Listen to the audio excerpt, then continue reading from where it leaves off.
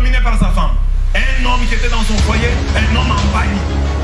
C'est sa femme qui dirigeait. C'est sa femme qui faisait tout. Les femmes qui sont ici, qui aiment diriger les hommes, vous avez l'esprit de Jézabel. Vous pouvez appeler ça genre, c'est pas quoi, vous avez l'esprit de Jézabel. Une femme doit se trouver bien quand elle a un homme. C'est mon homme ici. C'est lui qui va parler. J'ai un chef.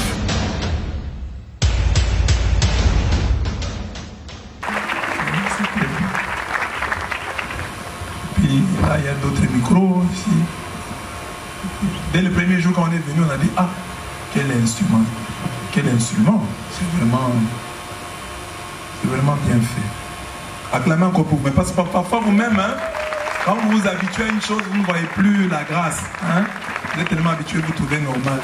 Mais acceptez que quelqu'un qui vient d'ailleurs puisse apprécier ce que vous avez d'exceptionnel. C'est très beau en tout cas. Dites à votre voisin, c'est très beau.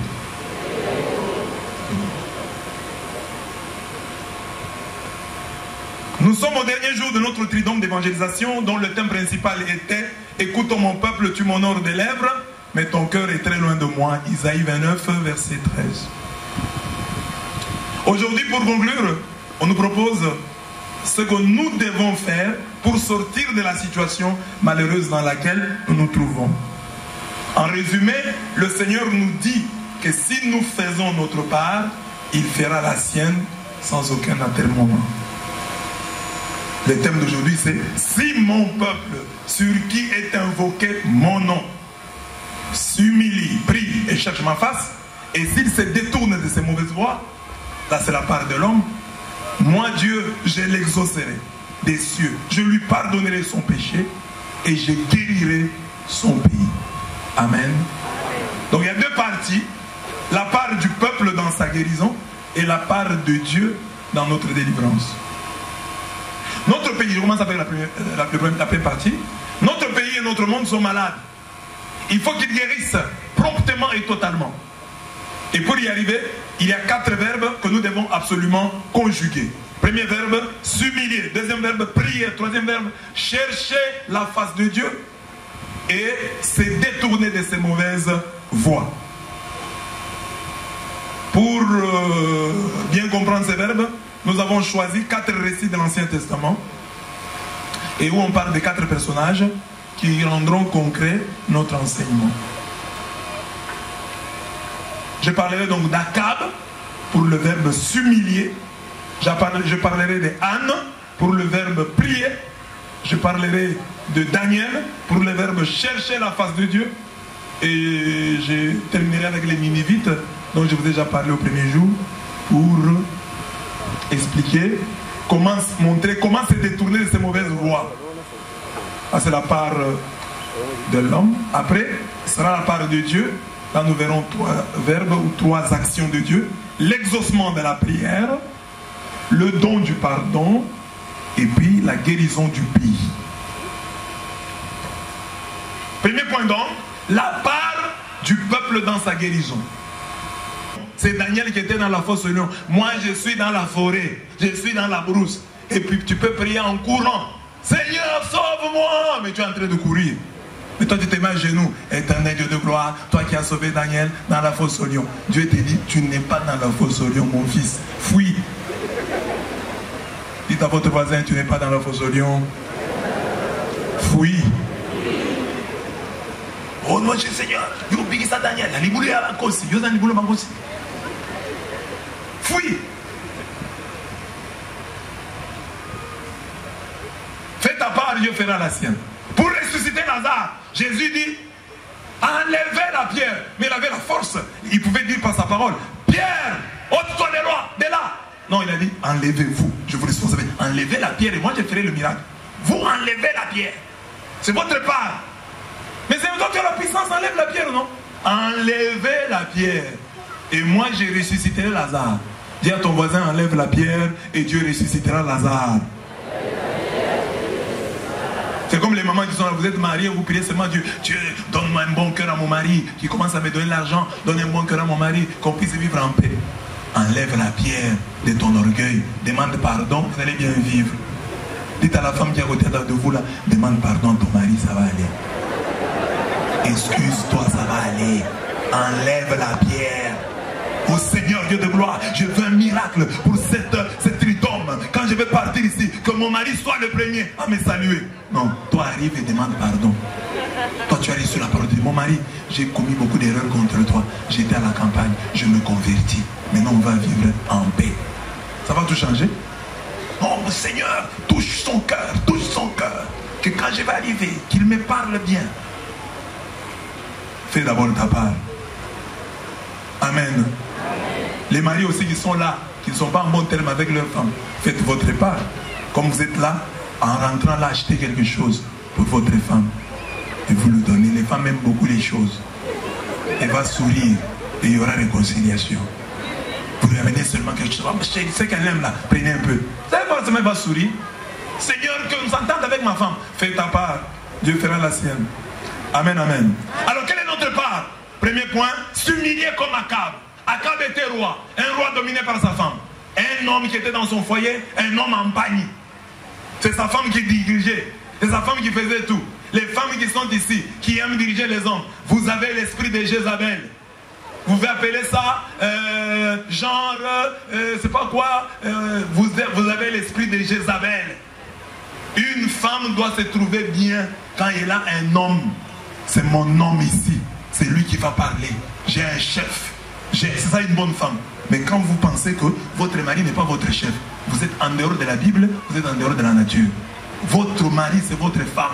La Bible dit que le Christ est le chef de l'église. Et le mari est le chef de la femme.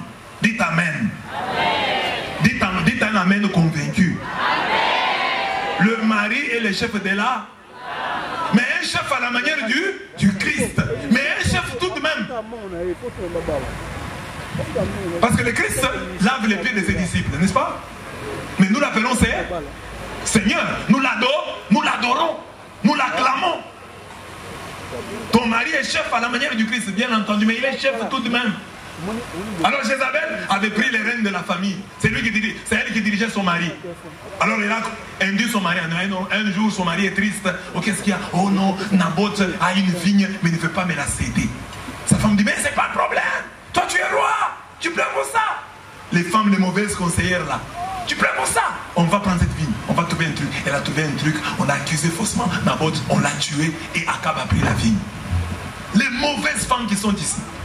Une bonne femme doit amener son mari. Le mari doit dire, comme je connais un couple, Ali Voulou, le papa est mort. Un bon papa, il est décédé. Il me dit, mais savez, si j'ai cette parcelle, c'est grâce à ma femme. Moi, je suis trop dépensier. Mais cette femme que j'ai eu l'argent. J'avais souvent de l'argent, je lui donne. Ma femme prend cet argent, on va payer une parcelle. Après un moment, moi-même, je viens, donne un peu, je prends quelque chose. Et elle a pris l'argent, elle est allée cacher auprès de ses parents. Dans la belle famille, comment j'allais récupérer ça? L'argent est resté là-bas. Quand j'ai eu encore, j'ai dû ajouter et on a payé cette parcelle. C'est grâce à ma femme. Amen. Amen. Regarde la femme qui est à côté de toi. Est-ce que ton mari a une parcelle? Est-ce que vous avez une parcelle? Si vous n'avez pas une parcelle, c'est de votre faute. Toutes les familles qui n'ont pas de parcelle, c'est la faute à la femme. Tu es tombé sur une mauvaise femme. Parce qu'une bonne femme va te dire, mon mari, Gombe c'est bien. Nous prions peut-être en ville. Nous prions, mais ayons même une parcelle à Badara. J'ai prêché ici à Kinshasa il y a des années. J'ai demandé au couple de payer des parcelles à Badara. À l'époque, c'était 300 $. Et les gens riaient comme vous riez là. Je disais 300 $. Aujourd'hui, Badara, ça va déjà. C'est un peu bien. C'est un peu mieux qu'à l'époque. Amen, amen. Amen, amen. Amen. Donc, tous ceux qui n'ont pas de parcelles, c'est la faute à leur femme. Vous n'avez pas. Qui trouve une femme? La parcelle, il y a la voiture, donc la femme ne doit pas se plaindre. Oh, depuis au Balanga, au Pesangani. C'est toi qui dois amener le bonheur. Est-ce que la Bible dit qu'il trouve un homme trouve le bonheur? C'est moi qui ai écrit la Bible.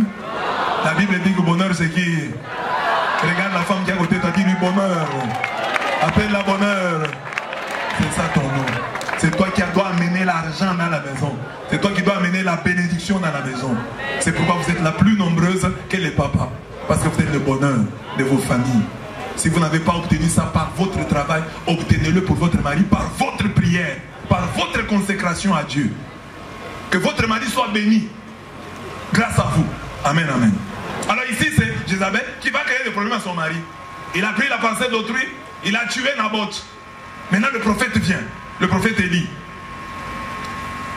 Il vient avec un message. Il dit, ainsi parle l'Éternel. Au lieu même où les chiens ont léché le sang de Naboth, les chiens lécheront aussi ton propre sang. Voici, je vais faire venir le malheur sur toi. Je te balayerai. J'exterminerai quiconque appartient à Akab, celui qui est esclave et celui qui est libre en Israël. Il dit, les chiens ont léché le sang de Naboth, ils lécheront ton sang. C'est-à-dire, tu vas mourir de la même mort honteuse. Écoutez maintenant Akab. Quand Akab entendit les paroles prononcées par Élie, il déchira ses habits. En signe de repentance, il déchira ses habits, se couvrit le corps d'une toile à sac. Il va porter un sac, un vêtement de pénitence, et il jeûnait. Akab, il était roi. Il gardait la toile à sac pour dormir et il marchait lentement. Les rois sont généralement pressés. Vous voyez le cortège du président, il passe, il est toujours pressé. C'est le président. Les chefs sont toujours pressés. Mais le roi commençait à marcher lentement, en signe de pénitence. Tout roi qu'il était. Ça c'est Akab. Akab, pourquoi tu marches comme ça? Non, en signe de pénitence. Parce qu'on a dit que je vais mourir. Un prophète m'a dit ça. Lui, il est roi. Un prophète lui dit, tu vas mourir. On va lécher ton sang, comme on a léché celui d'Akab que tu as tué, que tu as fait tuer. Et il s'humilie, il jeûne, il garde le sac, il marche lentement. Alors la parole du Seigneur fut adressée à Élie, le même Dieu qui avait envoyé Élie pour lui dire, tu vas mourir. Parce qu'Élie lui a dit, ainsi parle l'Éternel. Il est venu avec un ainsi parle l'Éternel. Ainsi parle l'Éternel, tu vas mourir, les chiens vont lécher ton sang. Et lui, qu'est-ce qu'il fait? Il s'humilie. Et Dieu est content. Dieu dit à son prophète, tu vois comment Akab s'est humilié devant moi? Puisqu'il s'est humilié devant moi, je ne ferai pas venir le malheur de son vivant. C'est sous le règne de son fils que je ferai venir le malheur sur sa maison. Amen, amen. Amen. Le malheur est renvoyé à plus tard parce que lui s'est humilié. Quelqu'un peut se poser la question, mais pourquoi on va punir son fils alors que c'est lui qui a péché? Le fils n'a pas de problème. Si tu es fils d'Akab, toi aussi humilie-toi et on renverra le malheur pour une autre génération. Si l'autre génération s'humilie jusqu'à ce que cette malédiction disparaîtra, il faut que de génération en génération nous soyons des hommes qui s'humilient devant Dieu, qui s'humilient devant la parole du Seigneur. Mais je pose la question ici, nous sommes des chrétiens, nous sommes venus ici, nos prophètes, vos prophètes c'est nous les prêtres, les évêques qui sont là, le pape, les gens qui vous prêchent, qui vous parlent de la part de Dieu. Si toi qui es là, qui m'écoutes aujourd'hui, un prêtre te dit, maman, pour ce que tu as fait là, voilà ce que Dieu va faire pour toi, tu vas mourir. Vous allez répondre comment? Vous, je vous vois dire sans effet. Mais savez toi tu es qui? Mais savez toi tu es qui? Sans effet au salle matin au corsi. Mais et Akab qui était roi, un pécheur, un homme dominé par sa femme. Ce monsieur-là, il dit, non, prophète, je m'humilie. Il s'est humilié. Combien de chrétiens avons-nous à l'église qui écoutent la parole et qui s'humilient? Non, là on nous a interpellés. Là vous avez raison. Mais savez, vous avez dit vrai. En tout cas là l'évêque a bien parlé. C'est vrai, nous avons des problèmes. Il s'est humilié. Tout roi qu'il était. Vous n'êtes pas roi. Vous n'êtes pas reine. Mais vous êtes orgueilleux plein de vous-même. La Bible dit, si mon peuple sur qui est invoqué mon nom, le peuple qu'on appelle chrétien, pour notre cas, et ils étaient des juifs, on invoquait sur eux le nom du Seigneur. Mais nous, on nous appelle de ce nom-là, le nom du Christ. Nous sommes des chrétiens. Alors, si vous qu'on appelle chrétiens, vous vous humiliez, vous chassez l'orgueil de vos cœurs, de vos paroles, de vos pensées, Dieu va guérir ce pays. Amen, amen. Amen, amen. Si aujourd'hui tu n'as pas une grande parcelle de pouvoir, on t'interprète seulement comme ça, tu te fâches. On t'interprète sur des choses qui sont vraies. Par exemple, toi, maman, tu es mal habillée. Les mamans, vous vous habillez mal, tu te fâches. Les papas, vous prenez trop de bière, tu te fâches. Mais maintenant, quand tu seras chef de l'État et qu'on te dira, non, ça ne va pas dans le pays, tu feras quoi? Parce qu'aujourd'hui, là, tu n'as aucune fonction. Tu n'es rien, mais tu te fâches. Quand on t'interprète sur ta jupe, sur ton habillement, tu te fâches. Mais quand on te parlera des problèmes du pays, on te parle de ta vie que tu gères mal, tu te fâches. Combien de fois vous êtes venus à l'église? Je le disais déjà le premier jour, j'ai dit, notre objectif, c'est que vous devenez des disciples. C'est l'objectif de Jésus. Faites de toutes les nations des disciples, baptisez-les. Il ne nous a pas envoyé à vous baptiser. C'est pour faire de vous des disciples. Faites de toutes les nations les disciples, les baptisants. Et apprenez-leur à observer. Donc, faire de vous des disciples, des élèves, des gens qui viennent pour apprendre. Es-tu dans ton église un élève? Viens-tu pour apprendre? Ou tu en sais trop? Quelle est votre relation? C'est ça que j'aime beaucoup. Les fidèles, vous qui venez, les charismatiques, quelle est votre relation avec les prêtres, vos prophètes, vos pasteurs? Il y a beaucoup de chrétiens ici qui sont des anticléricaux. Ils sont contre les prêtres. Je ne sais pas, les prêtres vous ont fait quoi? Tu contre les prêtres, je comme ça. Les prêtres t'ont fait quoi? Des natures, hein? Anticlérical.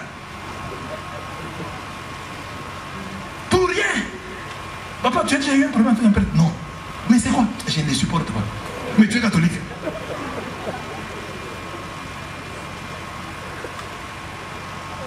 J'étais en Espagne. En Espagne, il y a même tout un livre. Et le refrenaro est anticlérical. Le recueil de proverbes contre les prêtres. C'est plein de proverbes contre les prêtres, des expressions contre les prêtres, contre les religieuses, contre les sacristains, contre tout, c'est contre l'église. Tout un dictionnaire. Les meilleurs sacristains dedans. Entre autres, on dit par exemple, si vous voyez un mauvais sacristain, c'est que le curé est pire. Donc, les sacristains ressemblent au curé.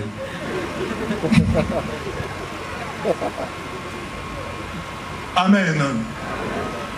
Si mon peuple s'humilie, est-ce que tu es déjà un chrétien brisé? Brisé, que tu t'es rendu compte que toi-même tu es une misère. Et que tu t'es rendu compte qu'un jour tu vas mourir. Et que pour ça, tu vis brisé. Je vis brisé. Je sais d'où je viens. Je sais où je vais. Et ça me brise. Je sais qu'un jour, on me mettra dans un cercueil. Un jour, on me regardera comme ça. Moi, dans les cercueils, je ne fais rien. Un jour, on m'aidera. Moi qui ne supporte pas de bêtises. Ce jour-là, ce sont les mouches qui vont se jouer de toi. Dans les cercueils. Et puis ce sont les gens qui vont t'aider. Emma, Emma, Emma, Emma. Emma, Emma, Emma. Là, c'est pour chasser les mouches. Est-ce que vous savez la chorale qui va chanter le jour de votre mort? Le prêtre qui va dire la messe, il va dire quoi? Il peut dire, ce papa qui vient de mourir, c'est un papa très têtu.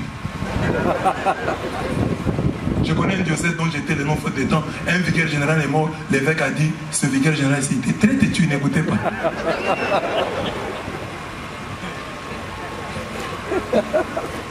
Les jours. Les hommes, tout manqué, c'est un karaté. Là, vous êtes déjà mort. Vous allez faire quoi? Vous allez vous réveiller, non, mon Seigneur, je ne suis pas d'accord. Parce que souvent dans la vie, vous réagissez à tout. Mais ce jour-là, quand vous allez mourir, on va vous faire porter les habits qu'on voudra. Tu feras quoi? On va te faire porter les gants. Et on va mettre le chapelet que tu ne récites pas là. On va te mettre ça sur les mains. On te lie avec les chapelets pour te créer des problèmes là où tu vas aller. Dès que tu arrives là, tu récitais ça. Non, non, non, c'est la CVB qui a mis ça.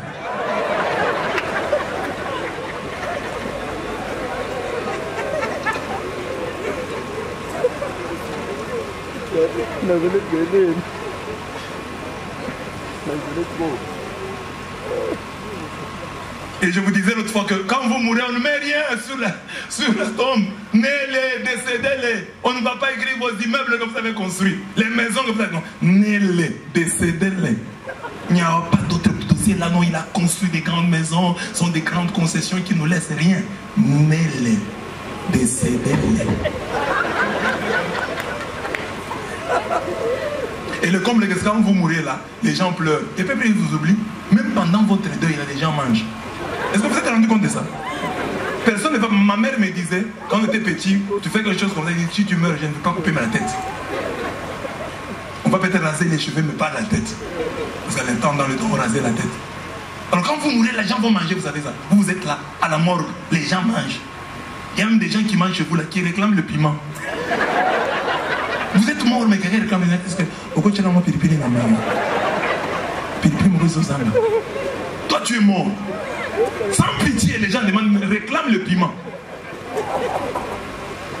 Et ta femme sera épousée par quelqu'un d'autre, tu sais ça? Et ta femme dira que c'est quelqu'un d'autre là. Tu étais où pendant tout ce temps?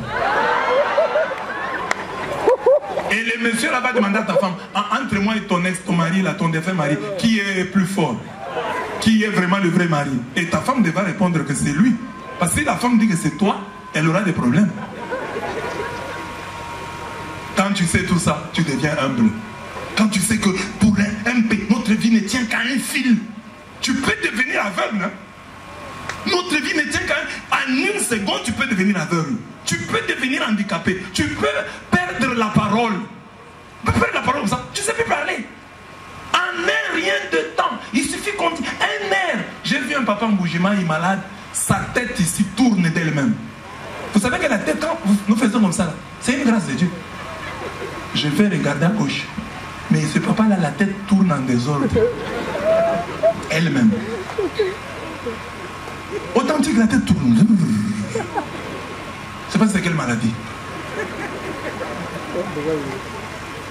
Alors quand tu dis que ça peut m'arriver, je peux devenir fou, je peux perdre ceci, je peux perdre un bras, je peux perdre une main, je peux perdre une jambe.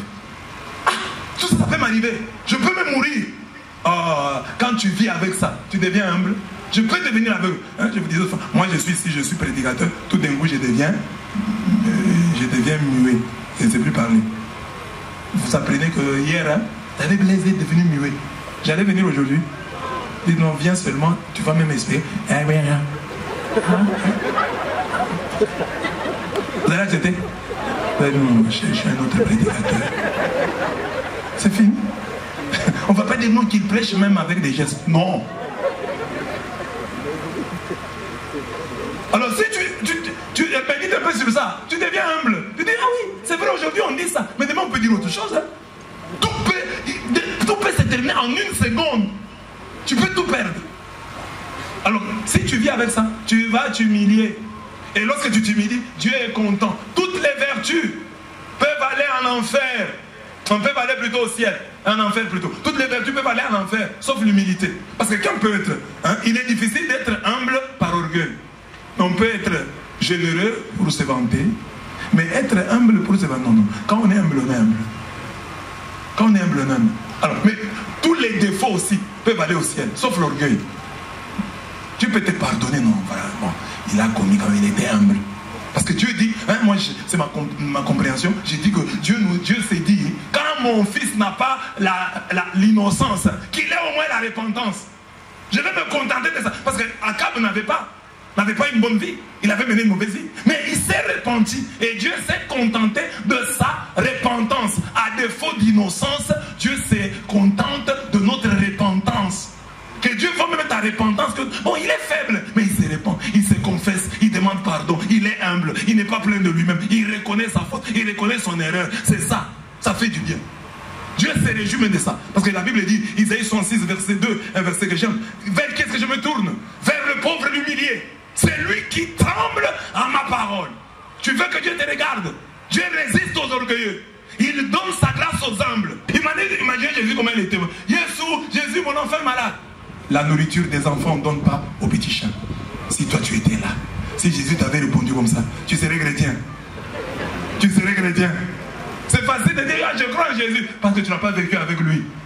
Jésus qui va chez Marthe et Marie. Marthe travaille là-bas, Marie assise à ses pieds. Toi tu trouves un prêtre, un homme de Dieu, avec une femme à ses pieds. Le prêtre est en train de prêcher. Marie, tu vois la parole de Dieu? Toi tu vois ça. Tu vas venir à l'église. Ton christianisme s'arrête là. Des basango. À côté, moi, je suis dans ma colonie. Non. Et puis une pute vient là toucher les pieds de Jésus. Et Jésus est content. Il dit, Simon, Simon, depuis que je suis venu, tu n'as rien fait pour moi. Et cette femme ne fait que me donner des baisers aux pieds.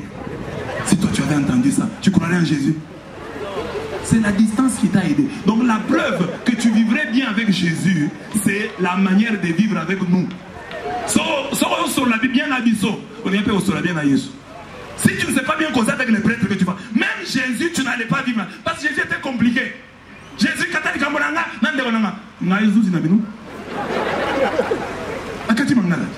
Tu ne veux pas accepter ça? Tu ne veux pas accepter ça? Il vient à l'église, il fouette les gens. Toi, tu l'as accepté. Il parle fouet, Pierre, sortez! Allez, maison d'ici. La maison de mon père n'est pas une maison de voleurs. Toi, tu l'as accepté ça? Toi, tu veux un Jésus qui vient, bien-aimé dans le Seigneur, bonjour. On ne vend pas au temple. Veuillez faire sortir vos histoires, s'il vous plaît. Si vous voulez bien, je vous en prie. C'est ça que tu veux? Mais un Jésus qui prend le fouet, qui fouette les gens. Toi, tu ne croirais pas en lui. C'est facile de dire je suis chrétien. Tu n'as pas été son contemporain. Et puis j'échange. Si Jésus venait vivre chez vous, bon, ça, combien de jours vous soignez?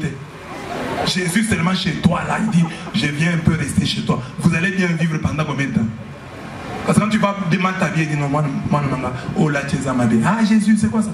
Rentre seulement au ciel. Donc, touchons le cœur de Dieu par notre humilité. Touchons le cœur de Dieu.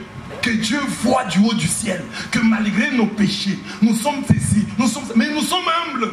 Battons-nous pour nous abaisser devant lui, pour nous abaisser devant la parole, pour écouter, pour dire oui, là tu as raison. Ah, il a reconnu, j'ai raison. Ah oui, tu as raison ma femme. Comme j'ai fait une campagne à Matadi, j'appelle un homme. Il est passé pour dire que non. J'ai dit quel est l'homme qui a cette personne. La femme ne s'occupe pas de lui, ne s'occupe pas bien de lui, de monsieur passé. Mais c'est comme moi, bien, moi, on me cancelle composition. Moi, c'est Allégué. Moi, j'ai appelé la femme. Maman, viens. Maman est venue. Mais vous savez, dans la salle de la composition, elle a raté. Le mari se place devant tout le monde. Il dit non, mais vous savez, elle a raison. C'est vrai. Ah, j'ai vu, c'est un homme de Dieu. Devant tout le monde. C'est lui qui est venu pour accuser la femme. La femme rétorque. Le monsieur dit non, c'est vrai. Je vois que ma femme a raison. Combien de gens peuvent dire ça? Amen. Demande au papa qui est à côté de toi. Est-ce que ta femme a déjà eu raison? Jamais. Priez comme Anne. Si mon peuple s'humilie, comme Akab, s'il prie comme Anne, Anne est allée au temple. Je prends cet exemple parce que nous avons parlé des lèvres. Nous sommes habitués aux prières bruyantes. Alors Anne est allée au temple, elle bougeait seulement les lèvres. On n'entendait pas ce qu'elle sortait de sa bouche. Elle bougeait les lèvres. Pénina l'avait injuriée, Pénina l'avait mortifiée à plusieurs reprises. Et dans cette peine-là, dans cette douleur, elle est allée au temple des Silo, au sanctuaire des Silo. Elle priait, elle bougeait les lèvres. Le prêtre a vu encore les prêtres. Le prêtre va dire, maman, au langue, l'homme. Si c'était toi. La langue m'a ressemblé la guinga. Mais Anne répond bien. Je vous dis que la politesse est une. Et si tu es poli, tu recevras beaucoup de bénédictions. Si tu es impoli, tu rateras. Dans la Bible, Dieu n'a béni que les gens polis. Les impolis n'ont pas été bénis. Imagine par exemple, en cours de route, toi tu rencontres Jésus. Vous êtes en train de causer à deux. De quoi discutez-vous en chemin? Toi, tu allais répondre. Vos amis, vos autres temps, Bozo Solani, quelle est la réponse? Tu es handicapé, tu attends la guérison quelque part. Jésus te trouve, tu es handicapé. Il dit, Olinginini, qu'est-ce que tu veux que je fasse pour toi? Au moins bien, qu'est-ce que tu veux? Tu ne vois pas qu'est-ce que il fallait bien répondre. Et le monsieur là répond bien. Papa, je suis ici, je n'ai personne pour me jeter là-bas. Les autres entrent avant moi. Moi, je n'ai personne. Et Jésus lui dit, prends ton lit, Emma. Mais il y en a la réponse dans Zaganango. Les réponses que tu as là. Maintenant, Anne a prié aussi. Elle prie. Le prêtre dit, tu es ivre. Elle dit, non, je ne suis pas ivre. J'ai des problèmes. Je suis venu ici m'exprimer devant mon Dieu. J'ai des problèmes. Et le prêtre l'a béni. Et le prêtre lui a dit que le Dieu d'Israël exauce ta prière, qu'il te donne ce que tu lui demandes. Amen. On dit Anne a accepté. Elle a dit Amen. Elle est allée, elle ne mangeait plus. Elle a commencé à manger. Et la Bible dit sa vie a changé, son visage a changé. Et dès que son mari l'a touchée, elle est tombée enceinte. Il y a beaucoup de mamans ici, beaucoup de papas ici. Les bénédictions ne viennent pas parce que votre visage ne change pas. Vous écoutez la parole de Dieu, vous ne changez pas, vous gardez votre tristesse. Il y a des gens ici, pendant tous ces jours ici, ça a été des séquences de joie pendant 3 jours. Maintenant, là, dès qu'on termine, ils reprennent leur tristesse. Que la parole de Dieu que tu as suivie pendant ces tridômes t'aide à retrouver la joie. Et la joie, c'est une bonne propédétique à la bénédiction. Tu veux recevoir la bénédiction, sois joyeux. La bénédiction ne va que dans les cœurs joyeux. Amen, amen. Tel que vous êtes là, quelqu'un vous envoie un message. Vous recevez un message M-Pesa, Orange Money, Airtel Money. Vous avez l'argent ou le message? Qu'est-ce que vous recevez dans le téléphone? C'est l'argent ou le message? Vous recevez un message, vous avez reçu 500 $. C'est le message, non? C'est le message, non? Vous avez le message. Mais déjà, vous avez quoi? La joie. Ça vous donne déjà la joie, non? Vous attendez de retirer l'argent pour vous réjouir? Vous dites, on ne sait jamais, ça peut être un faux M-Pesa. Vous dites ça? Vous dites, c'est vrai, j'ai des 500 $. Ça change déjà votre comportement. Vous commencez à marcher différemment. Ce soir, déjà, vous allez entrer dans une boutique, alors que vous n'avez pas encore retiré l'argent. Vous entrez dans la boutique, ça c'est combien? Si on vous répond mal, vous dites, osez répondre comme bébé. Vous me connaissez? Sur base d'un message, vous avez un comportement. Les gens qui vous prient à manger, vous allez leur dire, vous ne me connaissez pas. Et ce petit téléphone-là, ça fait un petit téléphone. Vous allez le protéger. Si on vous le vole, vous allez poursuivre le voleur. Les gens vous allez étonner. Mais ce téléphone coûte, c'est pas 5 $. Mais vous ne savez pas ce qu'il y a à l'intérieur. C'est ce que Dieu vous dit et nous dit à nous tous ce soir. Bien-aimés, vous avez suivi. Dieu vous a donné les messages. Tout ce que vous avez suivi comme message, c'est M-Pesa qui est entré dans votre téléphone, dans votre vie. C'est Orange Money, c'est Airtel Money. Que cela vous donne déjà la joie. Vous avez déjà le message. Vous allez retirer l'argent. Vous allez retirer la bénédiction. Mais montrez à Dieu que le message, son message à lui dépasse M-Pesa, Orange Money, Airtel Money. Montrez cela par votre joie. Moi je suis venu à cette campagne et Dieu m'a dit ça. Anna était comme ça. Elle souffrait, on l'a mortifiée. Mais dès que le prêtre lui a dit, va et que le Dieu d'Israël réponde à ta prière, exauce ta prière, sa vie a changé. C'est un prêtre indigne comme moi, un prêtre pécheur comme moi, un prêtre qui a échoué comme moi, qui lui a dit ça et elle a cru. Toi, tu voudrais que c'est Jésus lui-même descende et te le dise. Anne, c'est un prêtre qui lui a dit. Et elle a cru, elle a retrouvé la joie grâce à la parole d'un prêtre. Toi, tu refuses d'écouter. Tu veux que Dieu fasse quoi? Mais quand Western Union t'envoie, un frère t'envoie qui est en Europe, prends le code 22, 25, 63, 64, 10 chiffres Western Union, 1000 $. Tu as seulement le code. Et tu es déjà content. J'ai le code. J'ai le code. Western Union. Western Union. Vrai ou faux? Vrai ou faux? Tu as l'argent? Tu as l'argent? Tu as le code. C'est ce que je t'ai dit ce soir. Ton miracle est codé dans la parole que tu as suivie. Dieu ne peut pas accepter que tu suives une parole qui ne peut pas réaliser dans ta vie. Il la réalise dans ta vie. Tu vas la vivre. Tout ce que Dieu t'a donné à travers ce tridôme, comme message, comme promesse, ça va se réaliser dans ta vie. Mais au préalable, tu dois accueillir ça avec joie. La joie est une grande arme dans le combat spirituel. Prier, elle a prié, comme toi et moi. Mais elle avait autre chose. À part la prière, elle avait la foi. Elle prie. Le prêtre qui l'avait accusé d'être ivre, le même l'a béni et elle croit. Et elle change. Et elle retrouve sa joie grâce à un message donné par un prêtre, un homme de Dieu, qui l'a précédemment accusé d'être ivre. Elle croit. Elle change. Et elle a eu l'enfant. Il s'appelle Samuel. On connaît son nom. Les enfants de Pénina, on ne connaît pas leur nom. On connaît Samuel, l'enfant